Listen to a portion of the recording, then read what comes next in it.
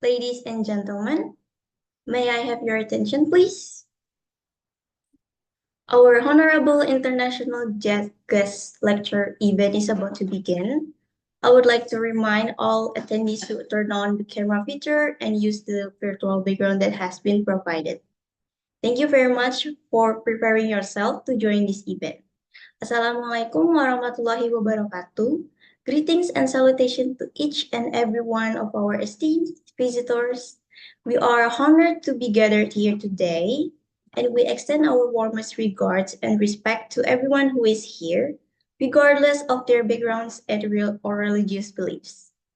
The Honorable Dean of the Faculty of Economics and Business Universitas Negeri Jakarta, Mr. Professor Yusef Suhud, MSc, PhD, our distinguished guest speaker, Dr. Pek Chuan Ki, Associate Professor and Head of School of Management and Marketing, Faculty of Business and Law, Taylor University, Malaysia. Thank you for being here, sir. Our respected moderator, Ms. Yeti Lastuti, SPD MSE, Faculty of Economics and Business Lecture, the Honorable, the committees, all lectures of Office Administration Education for the program. And last but not least, the Honorable all participants of this honorary event.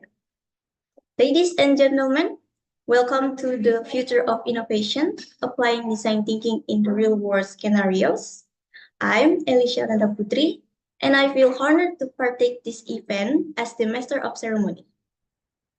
First and foremost, we want to express our silent thankfulness to God for allowing us to attend this event in a healthy and stable state. Before we begin, I'd like to outline the agenda for today's session before we get started.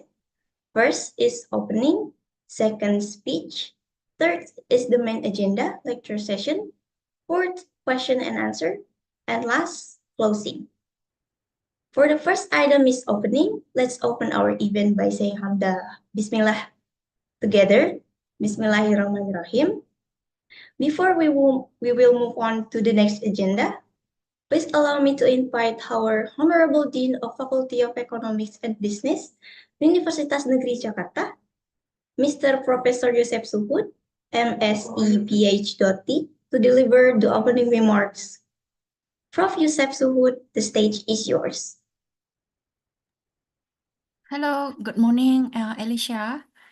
So on behalf of the Faculty of Economics and Business, we would like to say sorry because Prof. Yusef unable to join us for opening the sessions, but I would like to take some minutes maybe to Prof. Ujin to say thank you for joining us and to deliver your remarks. Here, this is, I think, the first sessions for you in the Faculty of Economics and Business. So thank you so much, Prof. I hope the students can learn so much about design thinking in today's sessions.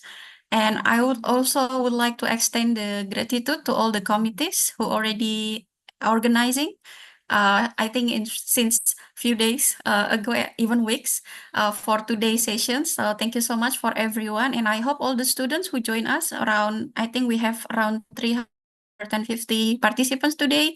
So I hope everyone can get beneficial insight from today, and the innovations that we will discuss today will help you maybe in your future endeavors in your business or your career. So thank you so much, and I will give it back to Elisha. Thank you.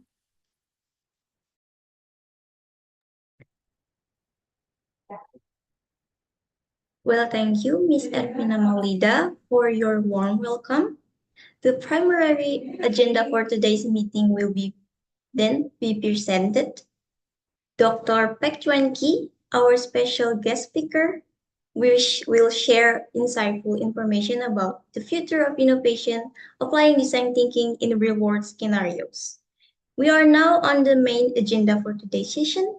Now allow me to invite the moderator of this session, Ms. Yeti Lastuti, SPD MSE, who is our lecturer at Faculty of Economics and Business. For her education, she was graduated from University of Indonesia for her MSE, and also one of our alumni as she obtained her bachelor degree from the Faculty of Economics and Business in Universitas Negeri Jakarta. Without further ado, let's begin the event. Please give us a warm welcome to Ms. Yeti Lastuti, SPD MSc. Thank you, Alicia Ananda Putri. Good morning, ladies and gentlemen. Welcome to the International Visiting Lecturer entitled The Future of Innovation, Applying Design Thinking in Real World. My name is Yeti Lastuti, and I'm honored to be your moderator for this session. Today, we are privileged to hear from distinguished speakers who will shed light on various aspects of applying design thinking in real world. So without further ado, let me introduce our esteemed speaker. For the operator, can you help me to share our CV speaker? All right, Dr. Pak Chun Ki, or Prof. Eugene, is currently an associate professor and head of School of Management and Marketing, Faculty of Business and Law, Taylor's University, Malaysia. He was formerly the CEO of UCSI Paul Research Center and the Dean of Faculty of Business and Management, UCSI University. He obtained his Bachelor of Science in Economics honors from the University of London in 1997, Master of Economics and PhD in Economics from the National University of Malaysia in 2000 and 2009, respectively. He also earned his postgraduate certificate in higher education from the University of Nottingham in 2016. He is also a Fellow of Higher Education UK, Fellow of Chartered Management Institute UK, Professional Green Economist of Green Economics Institute UK, Senior Fellow Certified Trainer and Planner of the World Institute of Sustainable Development Planners Hong Kong, and Certified Trainer of Human Resources Development Fund Malaysia. He is currently a visiting professor of Tung Hai University, Taiwan, and Petra Christian University, Indonesia, and an adjunct professor of Gracia Christian College, Hong Kong, board member of Gracia Business School External Advisory Board.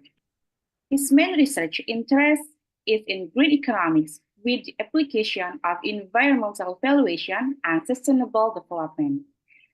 He has successfully published his work in Tourism Review, Journal of Environmental Management, Waste Management and Research.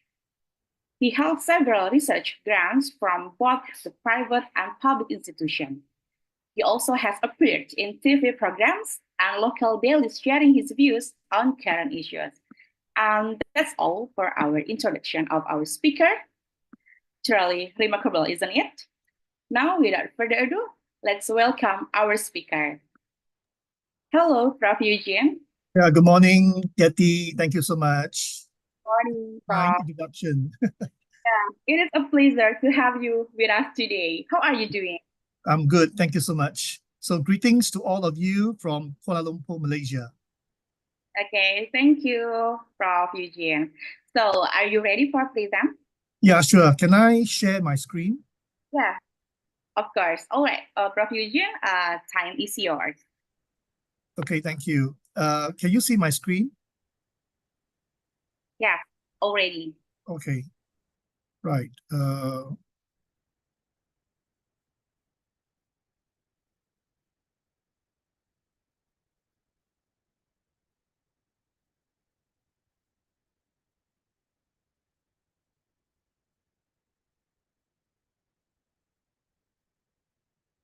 Okay, good morning, everyone.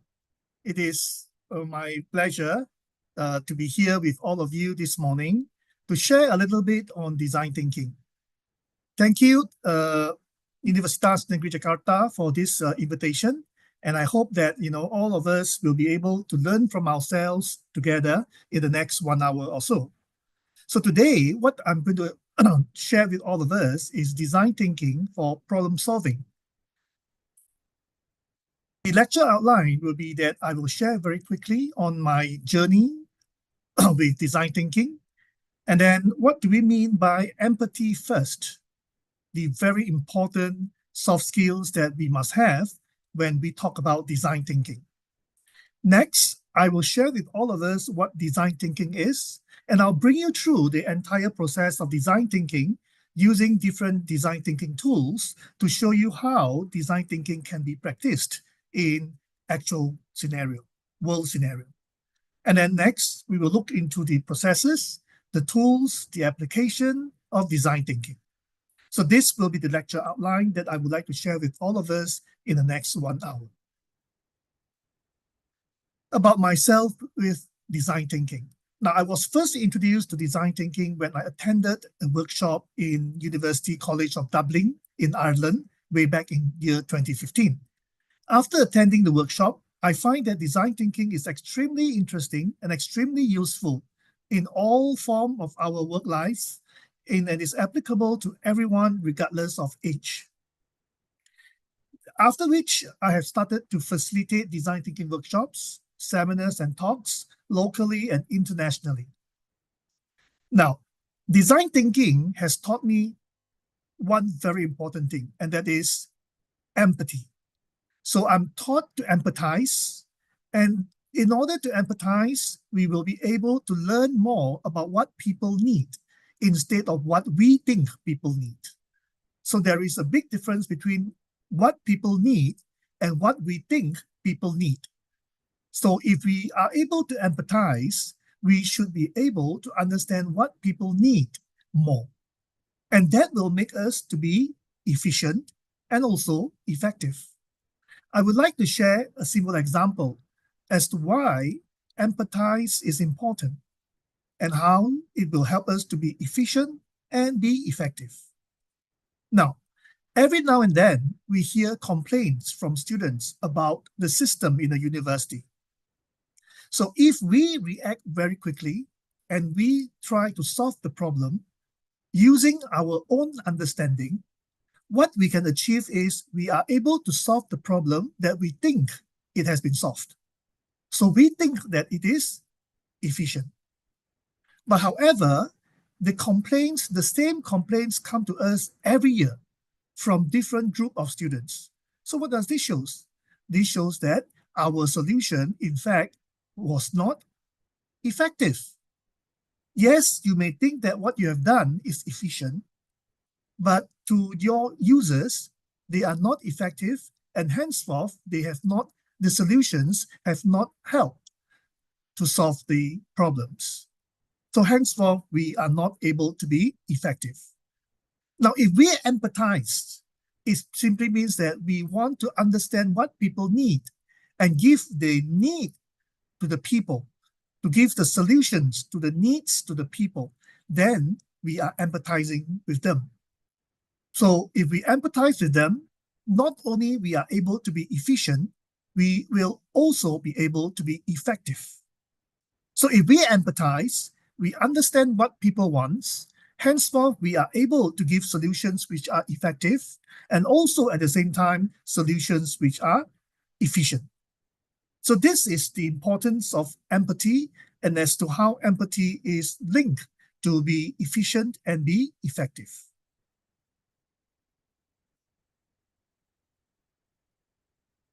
Sometimes we are not effective because we are too quick in finding solutions. A lot of times we are taught to give answers immediately. And when we give answers immediately, we are not thinking. We are just reacting towards the question without having deeper understanding of the questions and to provide the answers. So in this case, what happened here is that we are not user-centrism. That means we are not looking into what the user needs. All right? Now, what we should do now is actually to take a step back and try to understand more about our users. All right? In that case, it is said that we need to be more user-centric.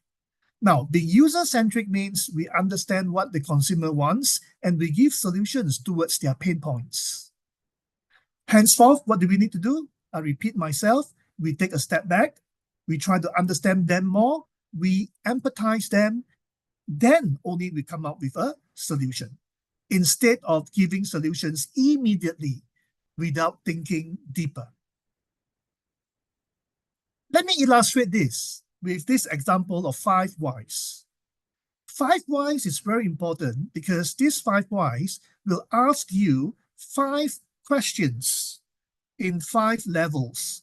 And you will find out that at the end of the day, the problems or the root cause of the problem is not what you think it is if we do not go through these 5 whys.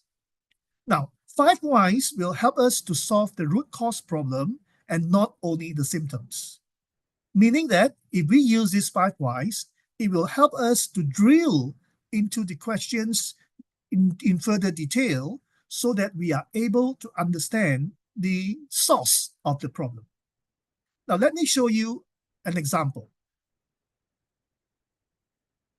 Let's say you are late for the class. So your teacher or your lecturer will ask you, why are you late for class? So your answer is, I missed the bus. So your problem is you missed the bus. If we do not think further, and if we just simply give a solution, what should we do? An immediate solution is that we'll ask our parents to buy us a car, right? That is immediate solution. Now, let's go a little bit deeper to understand the issue. You ask the next why. Why did you miss the bus? Then you reply, my girlfriend, May, was late. So now what happens? You start to realize that this fella is late for bus, not because he missed the bus. He is late for class because the girlfriend was late. So immediately, if you ask the dad to buy a car, will the car solve the solution? The answer is no, right? So therefore, we need to ask another level of question to further understand the root cause. So in this case, if you said that your girlfriend was late, what can be your immediate solution? You change your girlfriend, for example. All right, because your girlfriend is late, you are late for class, and therefore immediate solution is change the girlfriend. So you blame you blame the problem to your girlfriend, right? But now let us look at the next level. Ask yourself, why was your girlfriend late? So your response is, she waited to use the toilet this morning. All right. So now, if you want to have an immediate solution, what do? You quickly go and buy a new unit with more toilets. And you thought that it can solve the solution. All right. Now let's see, is this the problem? Is this the root cause problem? We ask another level. Why was she waiting? Right? Why was she waiting to use the toilet? The answer is because I was in the toilet for a long time. So the cause now is because I was using the toilet for a long time, and that makes her to wait for the toilet to be used. So what is the immediate solution? Get her to use the toilet first next time, right? So here you see there are 4 levels of whys being asked, and each of the answers are now very different. So what does it show? It shows that when we ask questions in more detail, we will finally get into the root cause. All right. Now let's try the last level. Why you took that long time? So you said that she was waiting for the toilet because you used the toilet for a long time. So now we ask the question, why then do you took a long time to use the toilet? The answer is, I was secretly texting June, my other girlfriend. See this? Your first girlfriend was May. You blame May. All right. Now, if you quickly find a solution, you will not be giving the right solution. All right. So now you go into the next level, and into the last level, you realize what? You realize that the actual problem is not about missing the bus. It's not about your girlfriend was late, May was late. It was not about she used the toilet. It was not about you being using toilet for a long time, but it is because you, right? You are the root cause problem, okay, of the issue. And why you are the root cause problem? Because you texted June secretly in the toilet, and you have used up so much time in the toilet that makes your girlfriend has to wait. And because she was waiting for you, she became late. And because she became late, you missed the bus. You see this importance of analyzing a problem with 5 whys? This is a very useful and important tool to use. All right. I hope you will be able to remember this and use it when you want to do any analysis, and also when you want to give some when you want to reach out with the root cause problem instead of the symptoms. All right. Missing the bus. Your girlfriend was late. She waited to use the toilet. You were long in the toilet. These are all symptoms. All right. They are not root cause problem. So if you go through the 5 whys in the 5 levels, you will then be able to find out that, oh, at the end of the day, the root cause problem is yourself. All right. It is not because of the toilet. It is not because of the girlfriend. It's not because of whatever. It is all only because of you. All right. So in this simple illustration, I hope you will be able to understand the importance of understanding an issue deeper. All right. Empathize. Realize what is actually happening in a bigger manner. All right. Seeing it in the macro level, seeing it in the micro level, understanding the holistic issue, all right, before we give a solution. Right. Now, how do we actually empathize, or how do we practice empathy? Empathy can be practiced by asking good questions, all right? It is being user-centric, try to understand the users, all right? And it's also helpful to solve or identify root cause problems, and then finally be efficient and effective.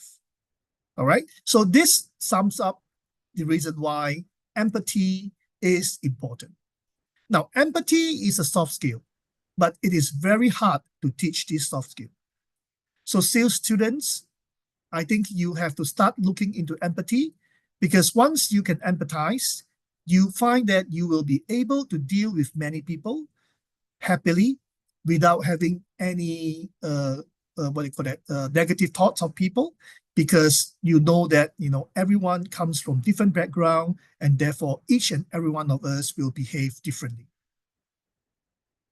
Now, so in order to make sure that we are able to empathize, I would like to introduce to you this new mindset called design thinking. Design thinking basically is a process of thinking that will help us to understand the root cause problem, to understand the processes, and also then to come up with innovative solutions to all problems that we face. So design thinking is a phase. It is a process for creating problem solving, a process for creative problem solving. It is human-centered because we look into the understanding of the needs of the people, combined with technology and requirements for business success. It is a process that starts with people. That means all the solutions comes from you, all the suggestions comes from you, and end with innovative solutions. It is a mindset that suits all ages of people for use in all situations. Design thinking is used by school students, is used by university students. It's also used by corporate people in the business world, all right, in the company, to help them produce innovative solutions. Now, design thinking will help us to have a sense of belongingness, because you will realize that you participate in coming out with the solutions. It is actually a mindset that helps us to think out of the box. It discovers endless opportunities for innovation. It gives you better outcomes, and you will be having higher competitive advantage. So we will look into the process later on with a simple example to help you understand how you can achieve all this. Now, just to share with you, who teaches design thinking? MIT Management, Sloan MIT University teaches design thinking. Oxford University teaches design thinking. Cambridge University teaches design thinking as well. INSEAD and US, all right? And also in Malaysia, we have the D School. These are all the universities which are teaching people design thinking. Now, who are those people practicing design thinking in the corporate world? You will see that companies like KPMG, companies like IBM, companies like PricewaterhouseCoopers, and etc. have been using design thinking to help them do their discussion, to help them in the brainstorming sessions. Right. Without further ado, I would now like to discuss with all of you the phases of design thinking. As I said earlier on, design thinking is a process. It's a process that goes through 5 phases, which I'm going to discuss with you now. The 5 phases of design thinking is empathize, define, ideate, prototype, and test. So what is this empathize? You started off with a challenge. You said, I have a challenge. How do I tackle it? So what you need to do is to understand the challenge in deeper manner, right? Remember just now I told you we need to take a step back, all right? Understand the issue, empathize it so that you understand what is the main problem. Now, after empathizing, you move on to define. Define means I learned something, all right? You have got the information. Now you know what is happening, all right? So you ask yourself, how do I process it? How do I actually look into the issues and try to really understand the concepts of what is happening and really understand what transpires these things to happen, all right? So you define. Now, after define, you go into the third stage called ideate. Ideate is a stage where now you try to figure out solutions towards things that you have defined earlier on, towards things that you have empathized earlier on. So ideate simply means I see an opportunity. What do I need to create? So we will find out the solutions. Now, after ideate, you come to the 4th phase, which is prototyping. Prototyping means I now have an idea, and how do I build it? How do I build this idea? Now, this prototype can be a physical unit that you build. It can be a drawing, all right? It can be a draft. It can be a resolution. It can be anything, right, that you have done to represent the solution. And lastly, you will go into tests. Test here means what? I tried something. How do I fine-tune it? Meaning I have produced this prototype. I will use it to try on the users, and the users will then give feedback to me, and I'll improve on that prototype. So you see, design thinking goes through these 5 processes called empathize, define, ideate, prototype, and test. With these 5 processes, you will be able to identify innovative solutions for your business, innovative solutions for your career path planning. It can also help you to identify what are those important activities that your society, your clubs will be able to achieve by performing certain activities that you plan and that has been acquired through this process. Right. Let us now move on to look at an example as to how we are going to apply design thinking and the respective tools or techniques that we are going to use. Now, the challenge now here is this. Munchie Bunchy, a seller of toys, has a successful line of miniature called Lazy Meow. It is a toy, all right, a toy called Lazy Meow. Recently, sales has been successful in Laos and Malaysia, but the same products have not been sold well in China. All right, the sales of Lazy Meow is good in Laos and Malaysia, but it has not been well in China. So the Chief Marketing Officer has identified several obvious potential pain points, but not having any answers to the poor sales.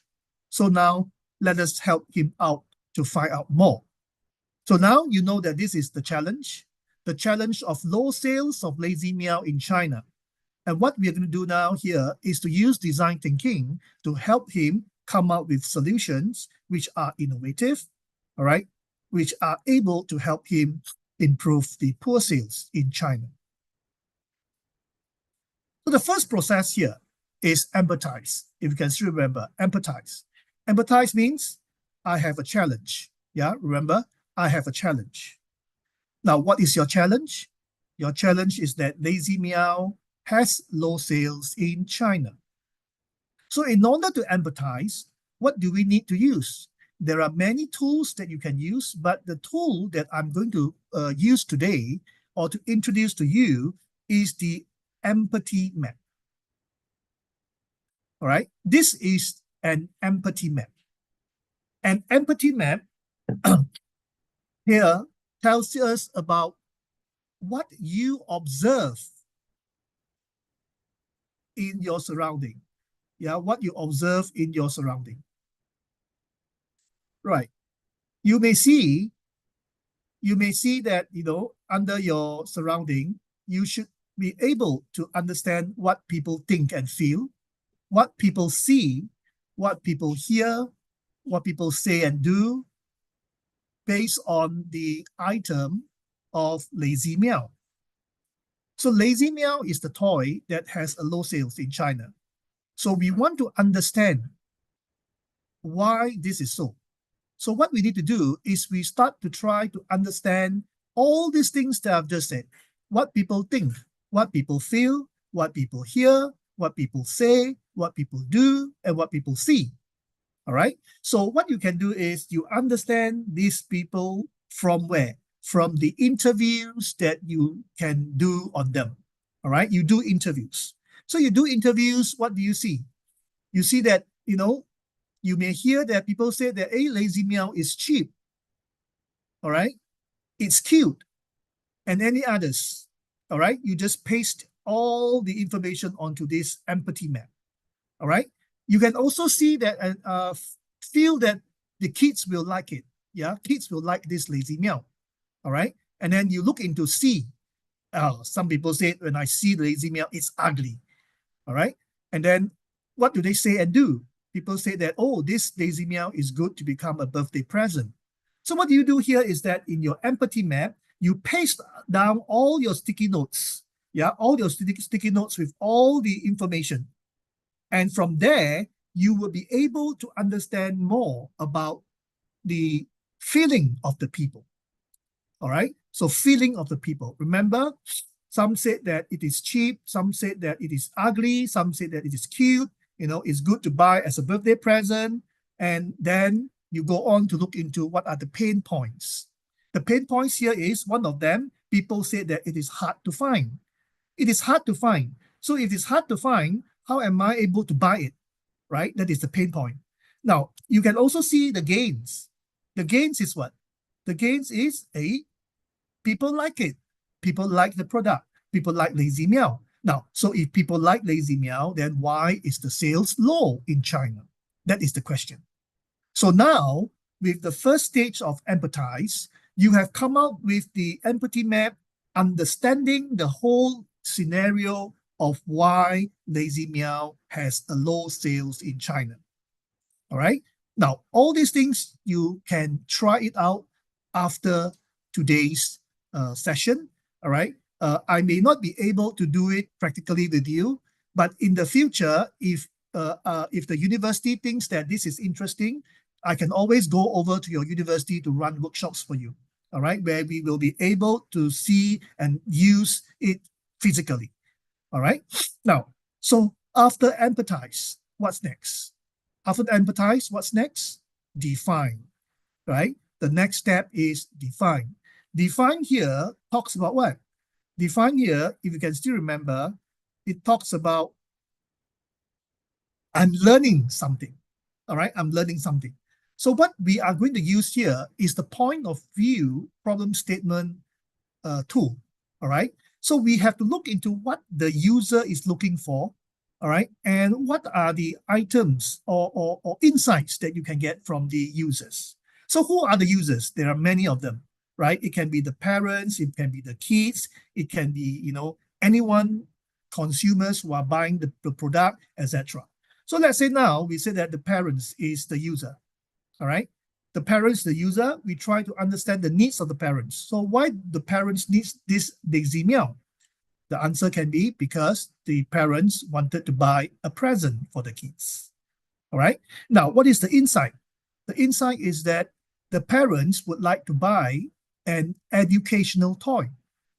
So the question here is Lazy Meow an educational toy? The answer is no, it is just a toy. And again, does it actually fit into what the parents want? When you are talking about Lazy Meow, why am I supposed to buy a lazy toy for my kids? And that is not good, right? So what you do here is when you talk to the parents as a user, you will be able to know even deeper as to what they need versus what Lazy Meow can give. All right. Now, then for the kids, another user is kids. Why? What is the need of the kids? They need a toy, right? They just need a toy. And what is the insight? The toy must be trendy, all right? And this list can be continued on with many, many other users. So by empathizing, by defining, you now have a full picture of the problem, okay, that is facing you. And now what we need to go is to go into the third stage called ideate. Now, ideating is I see an opportunity, and ideating also is the stage where we are able to give solutions now. Okay, we are able to give innovative solutions now. Now, there are many games, many tools, many techniques that you can use for this stage. I'm going to show you one particular technique to go through this ideate stage, which is quite interesting, all right? And it is through a simple game of throwing dice.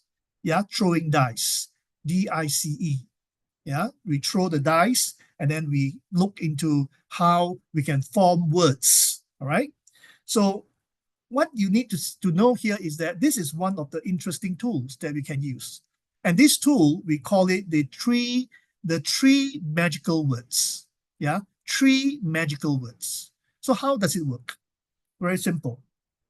First of all, we identify our problem. So this is our pain point. How to make sales of Lazy Meow better in China. So you can randomly say any words. Yeah, randomly say any words. Let's say the first random word that you say is color. All right, let's say your friend said color. So now what we do here is we try to identify the similar words as color or something that you can attach it to color. All right. So what is quite similar to color? You can say it is rainbow, right? Then you can say it is flower. You can say it is happiness, yeah, because color identifies happiness. Then you can say red. Okay, red is also something that is also a color. Then you can say something like life. Yeah, color represents life. So what you have done here is, firstly, you identify a word, and then you give the synonyms, right? Or any other words which are attached to this color. Yeah, like rainbow, flower, they are not synonyms, but they are things that we can attach to the color. All right. Now, then you ask for the second word. Fly. Your friend shouted fly. So what are the similar words to fly? It can be birds. Birds can fly, right? It can be drones. Drones fly. All right. Freedom. Sky. Air. So these are some of the words that you have identified. Okay. Then you go on to the third word. You ask your friend to simply say a third word. And let's say your friend said culture. You see, those words are so different, you know. Color, fly, culture, they are so different. Okay. So what is culture to you? culture can be tradition, right? Someone shouts tradition. Someone says culture is boring. Someone says culture is old, civilization, roots. So now what do you see? You see that you have 36 words. 36 words that have been identified, okay, by the 3 magical words that you have found, which is color, fly, and culture. Okay, so now what do? You take a dice, you take a dice, you throw the dice. Okay, you throw the dice. Now, dice has how many numbers? 6, right? Either 1, 2, 3, 4, 5, or 6. Dadu, yeah, dadu. We akan buang dadu, right? So you throw the dice. So let's say the first throw, you got 3. All right, what is 3? 3 is flower, right? You throw the dice the second time. Also 3. What is 3 now? Drones. All right, you throw the dice again. 2. What is 2? Tradition, right? So what do? You match these 3 words up. Flower, drones, tradition, right? Then you ask yourself, I have flower, I have drones, I have tradition. What shall I do with this? What can I help to come up? What solution can I help to come up with? All right. Remember earlier on, what are the pain points? Difficult to find. Yeah. Difficult to find lazy meow, right? It is good as a present. Okay. It is cheap. It is ugly. It is cute. So all this information you must take back to put into these 3 areas, and then think about what can you do, right? Now, I see the word drones. I think what? Drones. Drones is interesting because drones can fly something, right? Can fly something. Flower is interesting because flower, if you put it into context, it is very lovely, it is very nice. All right. And tradition. Tradition can be something very unique. Yeah, can be very, very old, but it is still important to us. All right. So these are the 3 words. Now, what can you do? It is hard to find the lazy meow. You can actually ask drone to help bring your customers to the shelf where lazy meow is located. Am I right? So this is something interesting because you want sales to go up. Of course, you must do something interesting. So what do? You fly drones in the supermarket. You fly the drones to bring your customers to the shelves where lazy meow is located. Isn't it a solution? Yes. How come you have this solution? The solution doesn't come from your mind. The solutions comes from these words that you have selected earlier on, right? So this is one of the very important tools that can help us to think innovatively. Now, then you look at tradition. This is in China. The Chinese is very strong in tradition. So what can you think of? Maybe I can do a pavilion, a pavilion for the people to register themselves, to use the drone, to bring them to what? To bring them to the shelf where lazy meow is located. And the pavilion will looks like a Chinese building. So is it tradition? Yes, it's tradition. So now what do I have? I have a booth, which is like a pavilion. All right, tradition. I then have registration counter over there for customers to register to use the drone to bring them to the shelf where lazy meow is. All right. And when they buy any lazy meow, what can you do? You can give a complimentary flower to lazy meow. So what do you see now? You see that now my idea comes from what? My idea comes from these 3 magical words: flower, drones, tradition. All right. I hope you see the logic. I hope you see the flow of this and how it can help us to come up with solutions. Now, the 5th stage is then, this is just an example to show you how this ideation tool is used by the people in the corporate sector.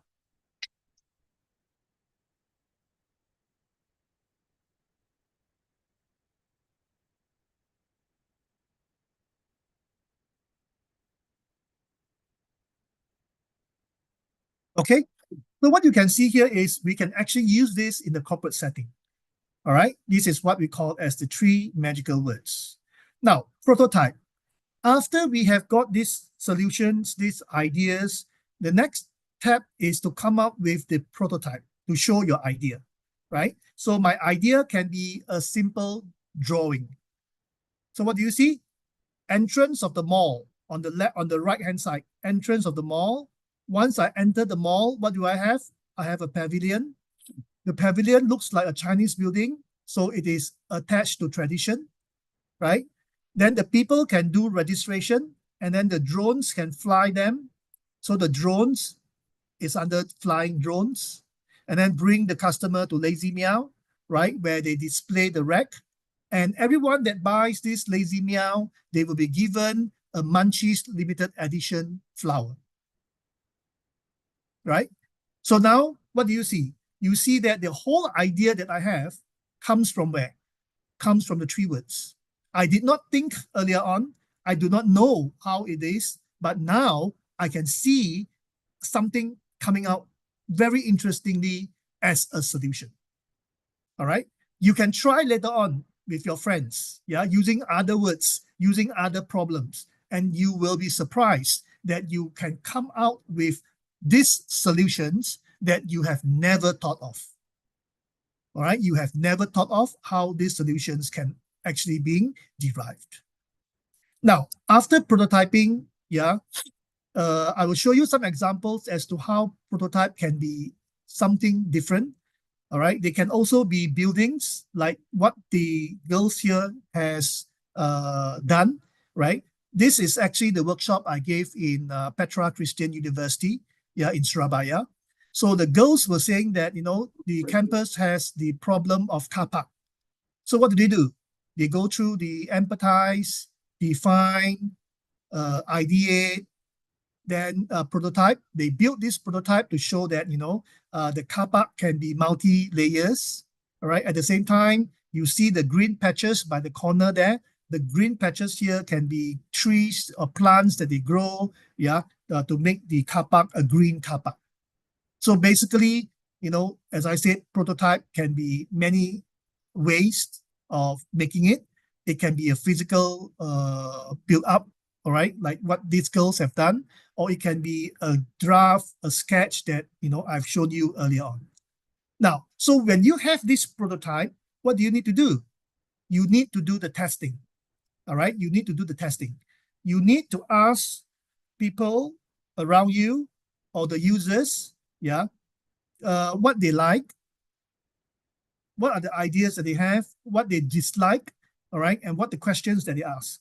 So when you have this information, you will try to re-look into your solution and try to improve them.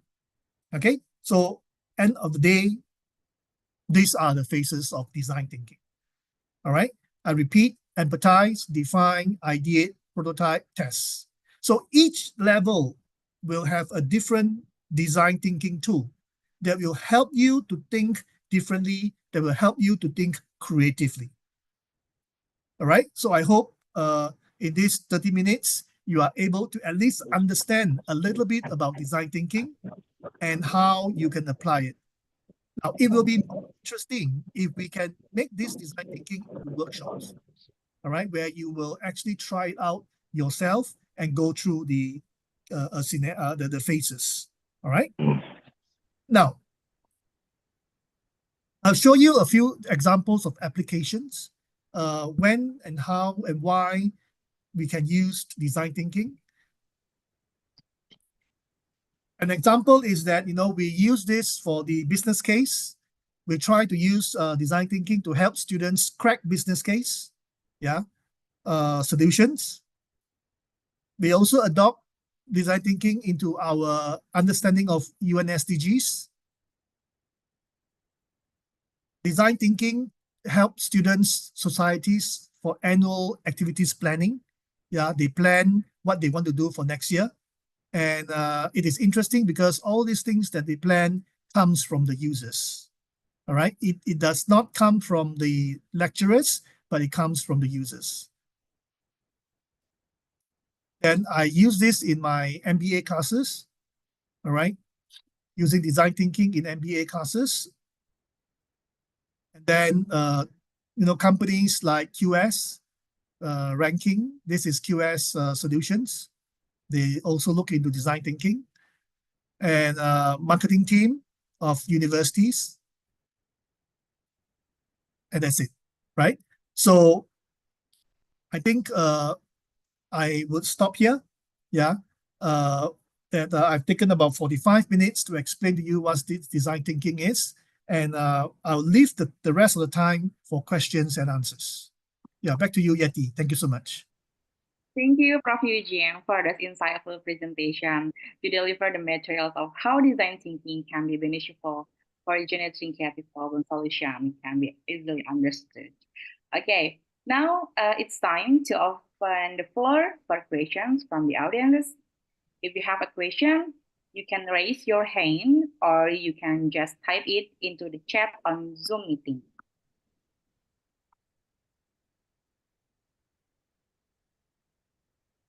Okay, Diva. For Diva,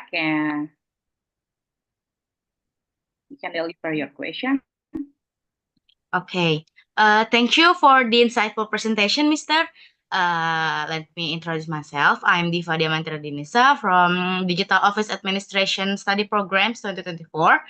I'd like to ask, in your experience, what is the ideal first step when applying design thinking in a real work project, especially when working in environment that may not be familiar with this approach? Thank you, Mr. Oh, okay. So I think if I understand your question properly, you are asking, what is the best way to practice this in an environment that is not familiar with design thinking? Yes, Yeah. Mr. Okay. So what I would suggest here is in all companies, in all universities, we have workshops to train the users first. All right. So after the workshops training, the users will be able to understand how it applies, and then you need someone to actually guide them. So in most of the companies, there are what they call as the design thinking agents. So these agents will be the one leading and guiding the people of the company to use design thinking. Yeah. Does that answer your question? Yes, thank you, Mr. Yeah, thank you. Okay, thank you, Prof. Eugene, for answering our first question. Maybe another question from our audiences. You can raise your hand or you can just type your question in the chat.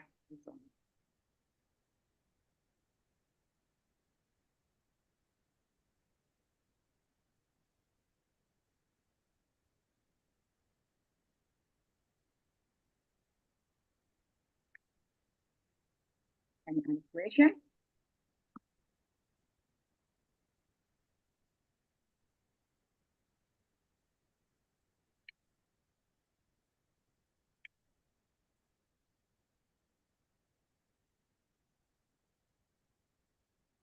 Okay, there are some questions. There's a question in the chat box. Okay, maybe I can read this. Okay. Oh, this has been answered. Next question from Safimal. What is the biggest challenge in integrating the design thinking approach into established environments such as companies or academic institutions? I think the biggest challenge is the acceptance of it. All right. A lot of people are still ignorant about design thinking, even though it has been a thing, that many universities in the European countries are teaching. In fact, now in Malaysia, we already have universities teaching design thinking as well. All right. It has been a very interesting tool, but not many people are aware of it. So the biggest challenge is awareness. All right. So what we need to do is to have a campaign to actually introduce design thinking. And then after which we will have a workshop to actually make them understand the concepts and the application so that they will appreciate the reason why we are using design thinking. Yeah, thank you. Thank you, Prof. Eugene. Okay. Also, we have one question more from students that send me direct message. Prof. Eugene, how to apply design thinking in a business that have been failed? Is it possible or not? Yes, it is definitely possible. So your pain point now becomes the failure of the company. So why the company fails, all right? And then you go through the empathy map, listen, see, feel, whatsoever, you put it out, and then you go to the define stage. Slowly and slowly, you will be able to come out with the reasons why they fail and how to solve this problem next. Yeah. So it is very flexible. Design thinking is very flexible. The application can be in anything, all right? And also at the same time, it is actually a tool to help you to be creative. So the solutions doesn't come from anywhere, but the solutions come from you yourself. And the tool is just to help you identify those points, all those solutions. So the answer is yes. Thank you, Prof. Eugene. Okay, one question more, also from the direct message. Can you explain another way besides using dice to determine creative solution from word choice? And how do we know its validity if it comes from the dice?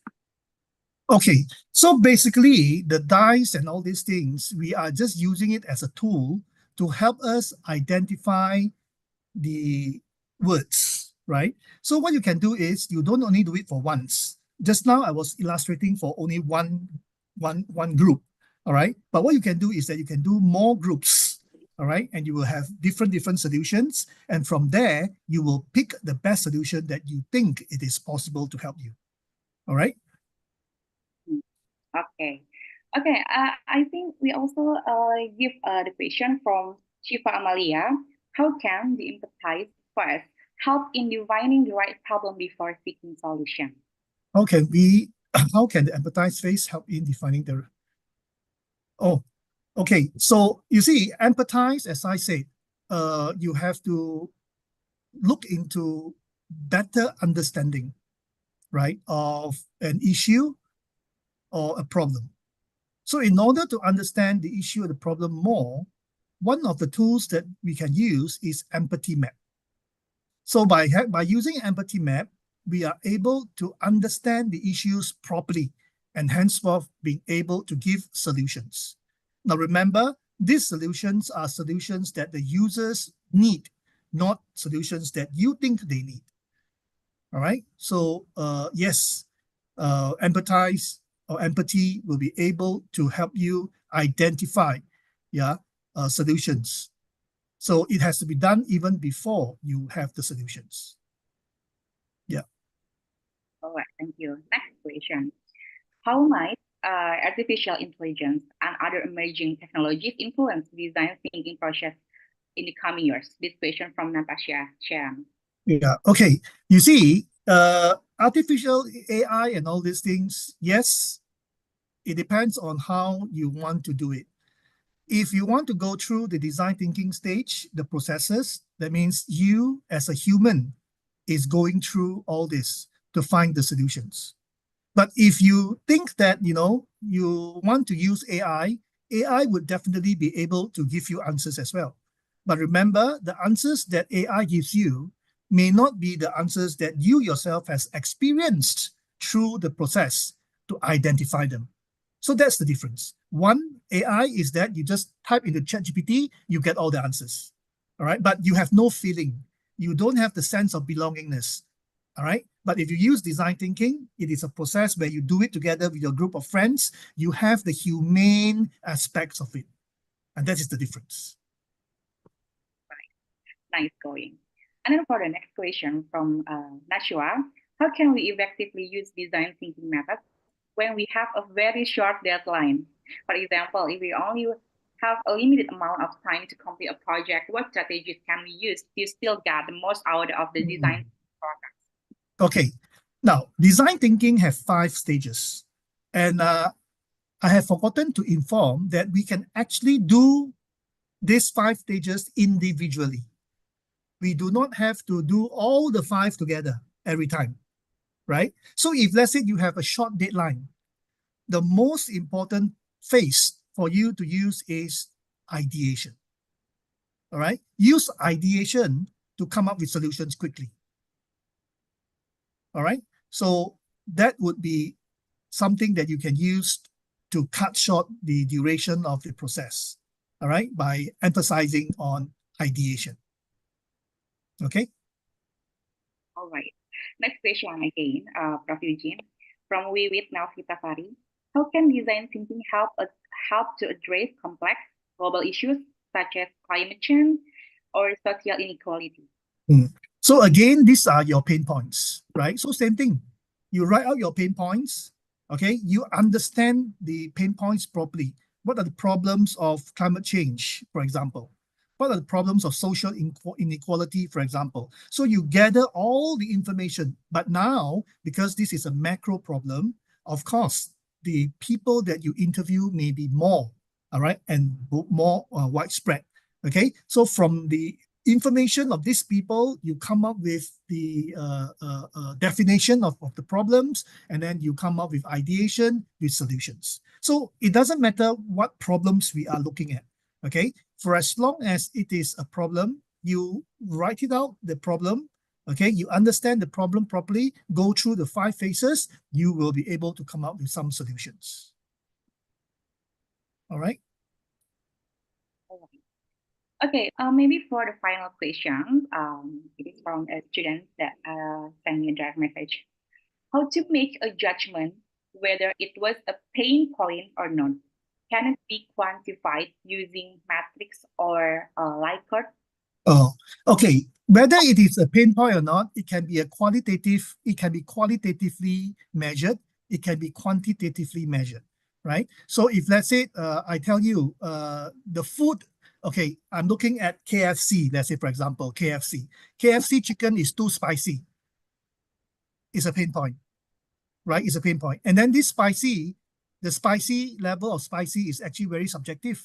You may say that it is spicy, I may say that it is not, right? But anyhow, in general, if you think that it is spicy, then that is a qualitative measure.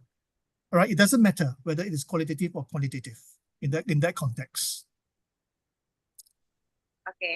Okay, thank you. Thank you for all your questions for the audience, and thank you for Prof. Eugene for your insightful responses.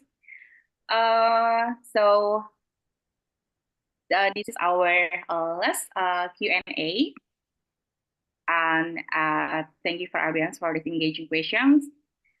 As we draw this session to a close, allow me to provide a brief summary of the key points covered in today's session. All right, our speaker, Prof. Eugene, has delivered about the design thinking concept.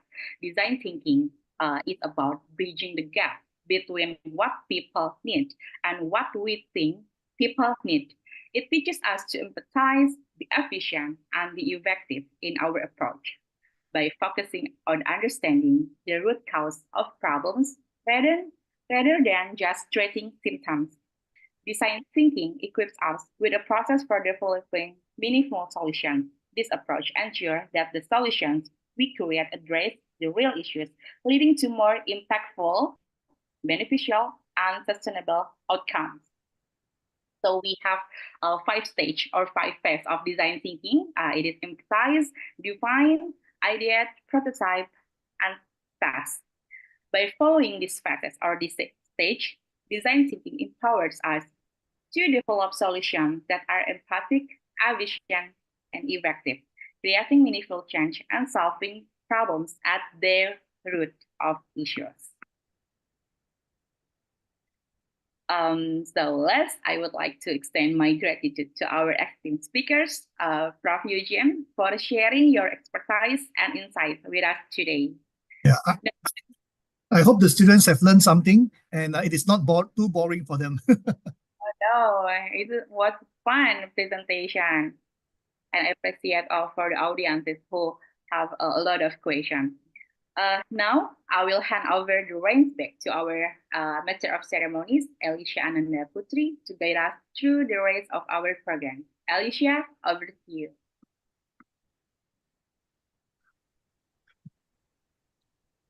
Okay, thank you so much, Miss Yeti Lastuti.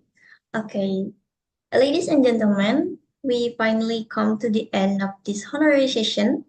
We'd like to thank the guest speaker for the insightful and interesting presentation about the future of innovation, applying design thinking in real-world scenarios.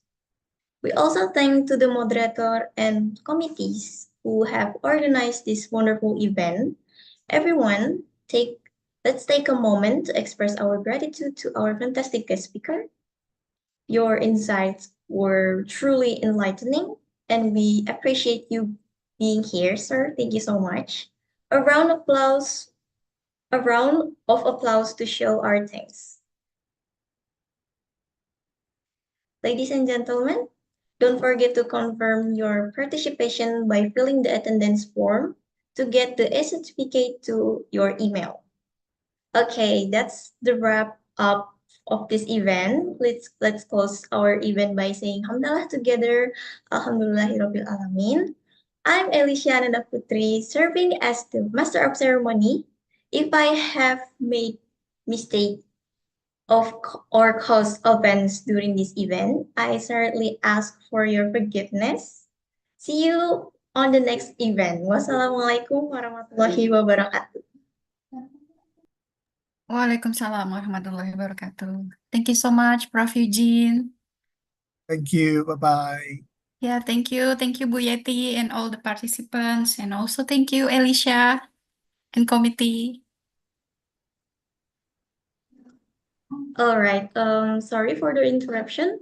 Let's take a moment to documentation the certificate. I'm sorry. Oh, okay.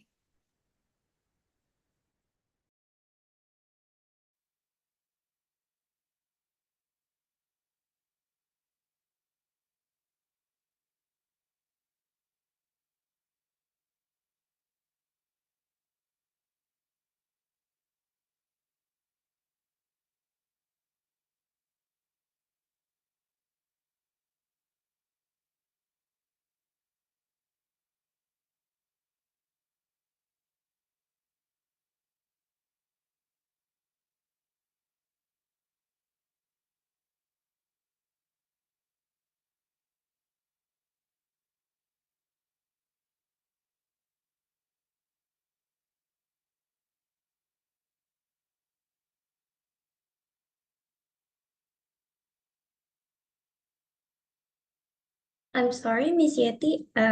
Let's document this certificate first. All right. Can we take the picture or document it with Prof. Eugene? Can you make a spotlight for Prof. Eugene?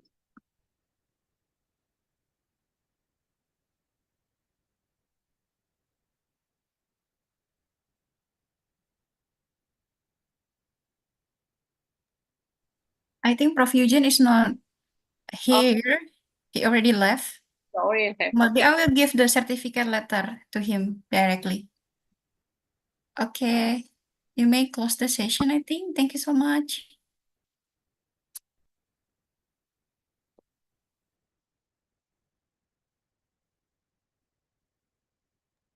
Okay. Thank you so much for the participant for today's event.